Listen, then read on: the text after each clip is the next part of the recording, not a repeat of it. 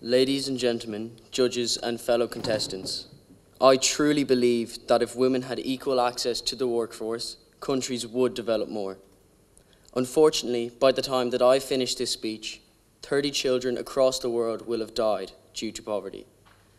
Most of these children are female. That's 30 children dead within the guts of 10 minutes, give or take. That's nearly more than one child dying each minute.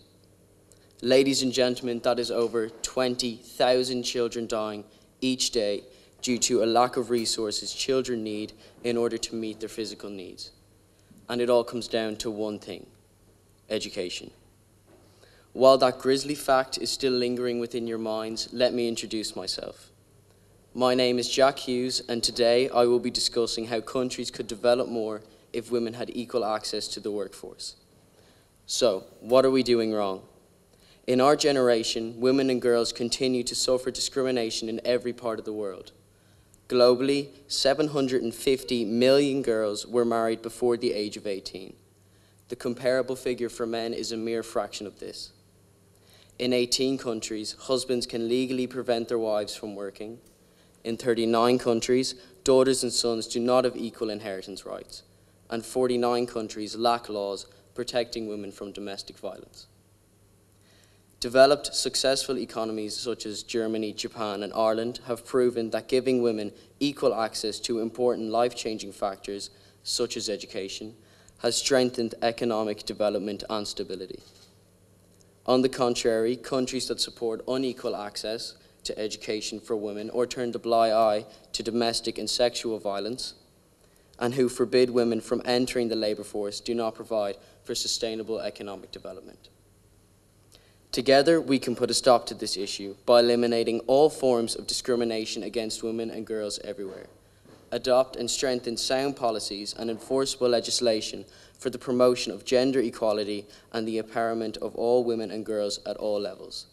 And finally, recognise and value unpaid care and domestic work through the provision of public services and social protection policies and the promotion of shared responsibility within the household. Just as the costs of inequality are huge, so is the challenge in overcoming it. The gaps in opportunity between men and women are the product of stubborn social norms that privilege men's and boys' access to opportunities and resources over girls' and women's.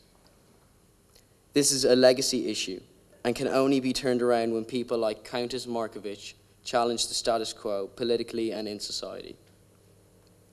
A first step that we could take would be to improve the access girls have to education by reducing the inbuilt disadvantages that they have from birth onwards by family planning and improving the health and mortality rates of children.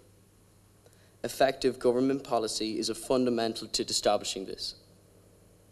The developed world can assist developing countries through organizations like the World Health Organization. A second step will be to address violence against women and girls. This received worldwide attention with an Oscar awarded to Sharmeen Obaid for her documentary on the murder of women in Pakistan. This violence has a multitude of negative effects, from poor education and health to discouraging women from commuting to better paid jobs. If we can accomplish our previously stated solutions, then let's up our game to making it even easier for these smart, intelligent women to access the workforce. How do we do this, you ask?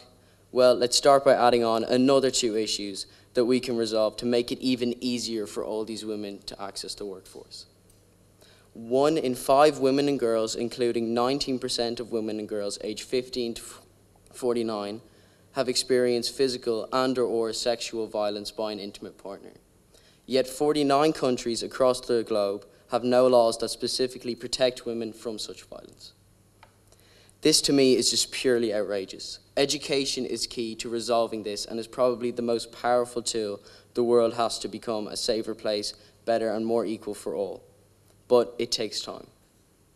Another step we will undertake is to give women equal rights to economic resources, as well as access to ownership and control over land and other forms of property, financial services, inheritance, and natural resources in accordance with national laws. Regardless of where you live, gender equality is a fundamental right. Resolving this issue is critical to all areas of a healthy world. from reducing poverty to promoting the health, education, protection, and the well-being of boys and girls around the world. Investing in education programs for girls and increasing the age at which they marry can return $5 for every dollar spent. Investing in programs improving income-generating activities for women can return $7 for every dollar spent. Can you just imagine what a difference that could make? Imagine if a woman could be protected from being sexually assaulted and had the same rights as men do. Our world could have so much more potential. Our world could feel like a safe place to live in because women will be spending less time fearing the world and more time building the world. There's no doubt that Irish women have more rights than their mothers, grandmothers, and great-grandmothers, but gender equality across the world has yet to be achieved in many areas. Men still dominate the workplace and are the main decision makers in business and politics, while women often find themselves lagging behind when it comes to equal opportunities and income. Women have generally led the charge towards bringing about a better deal on a wide range of work-related issues, including boardroom diversity, equal pay, and better working conditions. It's time for us men to step up to the challenge of tackling gender inequality. International and national business statistics from PwC have proven without doubt that gender diversity on boards and in companies add to their profitability. But in order for gender inequality to be fully tackled, women also need to start supporting other women. Don't just go up the ladder alone, bring others with you along your journey. To wrap up my speech today, I would like to leave you with these basic ways of stimulating gender equality. Gender mainstreaming aims to achieve equality in all activities of an organization: policy, structure, and culture. Activities specifically aimed at improving the position and participation of women are necessary as well. A combination of these two strategies is the most effective. If a combination of these two strategies were used many moons ago, all the men that lay upon the panel above your heads would be mostly women. Women give us all a good shot at developing our countries, giving us more brain for new and creative ideas to help improve and maintain our world. Together, ladies and gentlemen, we can form a world that is fair to all and gives everyone a chance. Just like Emma Watson once said, how can we affect change in the world when only half of it is invited or felt welcome to participate in the conversation? So ask yourselves, what can I do right now to make the difference? Thank you.